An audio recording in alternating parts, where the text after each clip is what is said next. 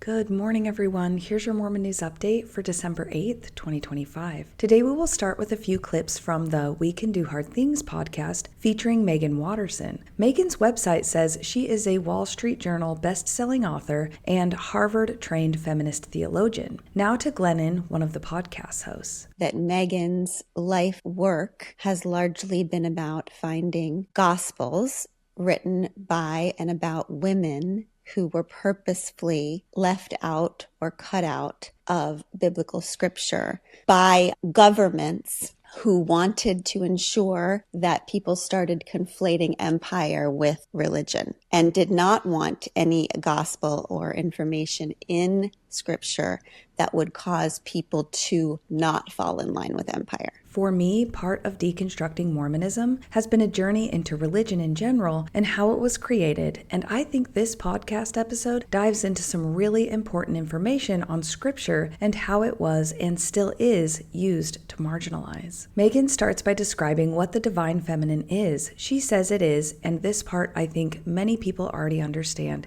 the images, the stories, and the voices of the embodiment of the divine in the female form. She then lists the goddess Anana, the goddess Kali in Hinduism, and the female Buddha Vajrayogini, and says it is all of these images and stories of what the divine is according to the female form, and it's also, of course, the female mystics and theologians and saints all throughout the world region. The next part was new to me. She said, the divine feminine is also the spiritual practice of going inward in contemplative prayer or meditation and connecting to the divine from within the body, no matter who we are. And I love that definition. Meggan then talks about Mary Magdalene. Let's listen. We can take the example of Mary Magdalene, the erasure of her gospel, which began to happen in the 4th century when a whole group of scriptures were labeled apocryphal by the empire. Under Constantine, a group of male bishops decided that the Gospel of Mary was apocryphal, which that word means of doubtful authenticity. And then by the 6th century, within the church that's forming, which is deifying the patriarchy, right, from the 4th century onward, by the 6th century, Mary Magdalene is labeled the penitent prostitute. So she goes from being a spiritual leader within the early Christ movement before the 4th century to being the penitent prostitute within the Christianity forming under Constantine. Her position as a spiritual leader is then pulled into question, and the justification for the exclusive male succession of divine authority going all the way back to Christ is then solidified by this detrimental decree of Mary Magdalene as a penitent prostitute. Now, be honest, have you ever heard of this? I hadn't until far after I left the church. I think the first time I was introduced to the erasure of the divine feminine was when I was reading the book The Dance of the Dissident Daughter by Sue Monk Kidd, and my mind was blown. I really had not previously considered that women ever played such a larger role in society and religion. Let's see what she says next.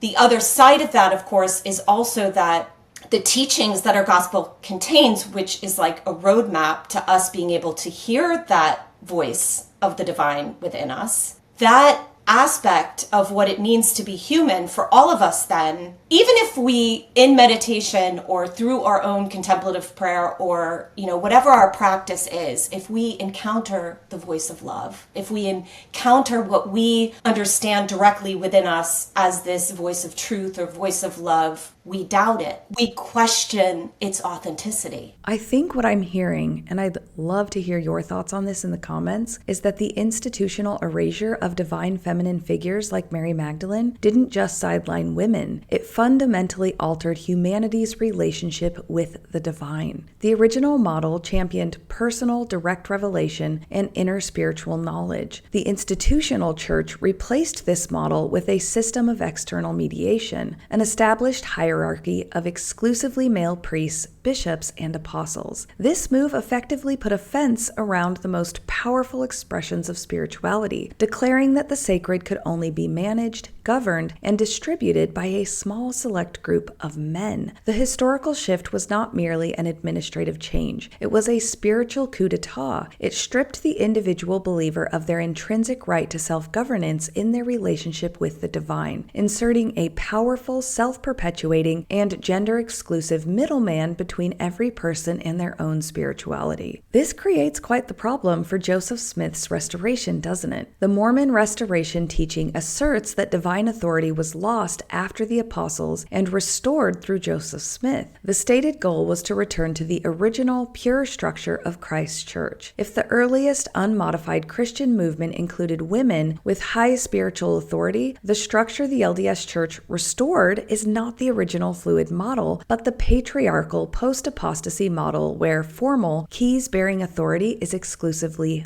male. Oops. I would highly recommend listening to the entire podcast episode. It is fantastic. Next, let's go to something very disturbing I saw on Facebook a few days ago. The public post on a BYU Idaho page says, "Come to this event put on by Life Changing Services. Here's the link to RSVP as well as to get more info. This program is amazing for helping you overcome difficult things as well as helping those that you love, led by professionals who incorporate research, psychology, and gospel principles. Come learn more on Saturday. All are invited and welcome." First of all, that wording made me think of Satan's line from the temple ceremony when he says, "The philosophies of men mingled with scripture." They will definitely not be incorporating sound research or psychology, but I'm sure they will be throwing in a lot of gospel principles. What is this vague post talking about? I clicked through all of the links and found exactly what I suspected. This is pretty much just the Sons of Helaman porn addiction recovery program repackaged. This is not a sound psychological model in so many ways. If you really want to learn about why, please go listen to episode 52 of the Natasha Helfer podcast. I am not going to focus on that part of this right now, but I am going to talk about the fact that in the links provided for this training was the following ebook advertised for those who, quote, want advanced training. The ebook is called Like Dragons Did They Fight, written by Maurice Harker. Yes, the same Maurice Harker who has been featured on floodlit.org, where it says, Maurice Harker was an LDS Church member and therapist in Utah. He was a full-time missionary for the Mormon Church in Dearborn, Michigan from 1988 to 1990. In 2023, Harker was criminally charged with 2 second-degree felony offenses, aggravated abuse of a vulnerable adult, and kidnapping. Harker allegedly abused a patient. Per Rolling Stone, despite the lack of evidence supporting Harker's methods, bishops employed by the LDS Church regularly referred members to his practice, with Harker specifically including resources for bishops on his website. According to one of Harker's former employees, the church continued to do so after Chard came forward with her abuse allegations in 2021. And somehow, Maurice's materials are still being peddled in LDS circles. This is not okay. Now let's watch a tiny little segment of a video with Larry Y. Wilson, former executive director of the Mormon Temple Department, because he taught me something new.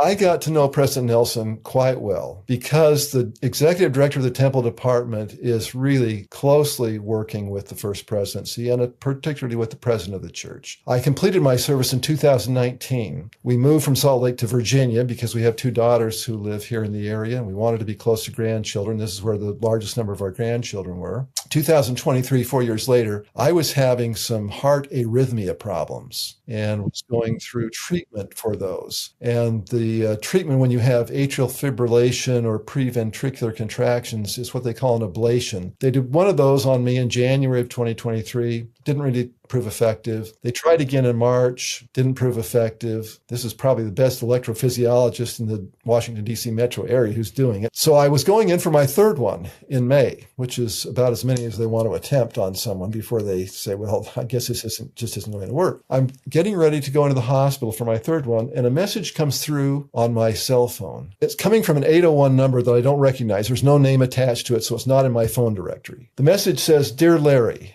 I put your name on the Thursday prayer roll for the First Presidency and the Quorum of the 12 meeting. Please know that we extend our love to you for a quick recovery. Russ. I had absolutely no idea that the elite church leaders had their own little temple roll. Larry never did say if the special prayer roll made his procedure a success, though. I was really wanting to know the outcome. I wonder what it takes to secure a coveted place on that fancy prayer roll. Next, let's go to a few posts I've seen recently about LDS missionaries. This first one comes from the.authentic gospel on TikTok. Someone broke into our apartment in the middle of the night, and I just remember waking up to like a really dark figure in that space between our beds, and he was attacking my companion. And then I remember just screaming as soon as I actually registered what was happening. And here are a few recent headlines from the Moroni channel. Missionary survives 3-story fall after assault in Tahiti, flown home for recovery. Missionaries involved in hit and run sustain minor injuries. Sergeant Gabardo of the Curitiba Fire Department said the victims were fortunate, sustaining only minor injuries despite the severity of the impact. They suffered contusions and scrapes, but no fractures were detected. They were transported to a hospital for further evaluation, he said. Christian missionary miraculously recovers after life-threatening collapse. Elder Bird, a missionary of the Church of Jesus Christ of Latter-day Saints, collapsed suddenly with symptoms resembling a brain aneurysm, slipping into a coma that lasted several weeks. Paramedics rushed to stabilize him while his family and fellow missionaries offered prayers and priesthood blessings, acts he credits with his rapid and medically unexplainable recovery. I was naive as a young member when my brothers were leaving on their missions. I really, honestly, fully believed that nothing bad could happen to them because they were on the Lord's errand.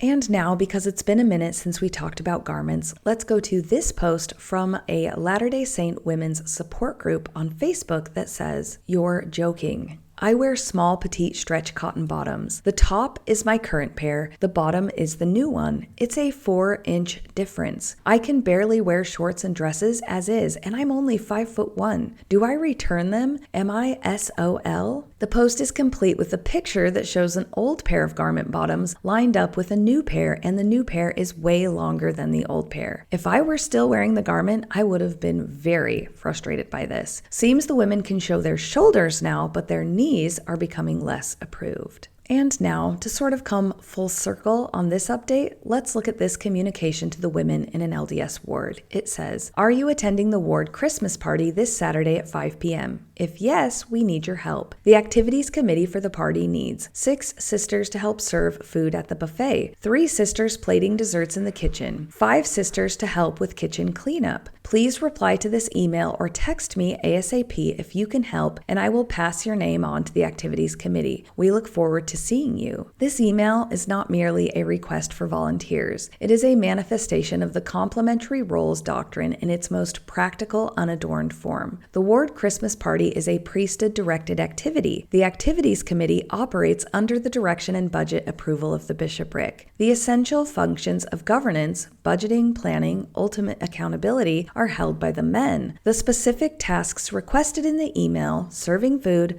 plating desserts, kitchen cleanup, are universally domestic supportive and maintenance-based roles. The men are essentially saying, your role in this communal event is to ensure its smooth operation, cleanliness, and nourishment. Your value is in your willingness to serve, not your right to govern. The historical erasure of Mary Magdalene served to establish an exclusive male right to divine authority. The email confirms that this right trickles down to the local level by creating an exclusive male right to administrative and governing authority. This mundane request demonstrates how deeply institutionalized the separation is. The same structure that decided a woman could not hold a priesthood key now decides that a woman's primary expected labor at a social event is to work the buffet line and clean the kitchen. The spiritual coup d'etat is continuously reinforced through everyday logistical delegation. And last up today, let's finish with this great quote that says, by 2030, 45% of women are projected to be single and child-free. Adding single mothers to this group indicates that the vast majority of women prefer to remain single. This proves that women's greatest fear isn't to be single and die alone. Women's biggest fear is to spend their lives in servitude and unpaid labor only to die next to an ungrateful partner. And that's your update for today, folks. I absolutely hope you have the day that you deserve.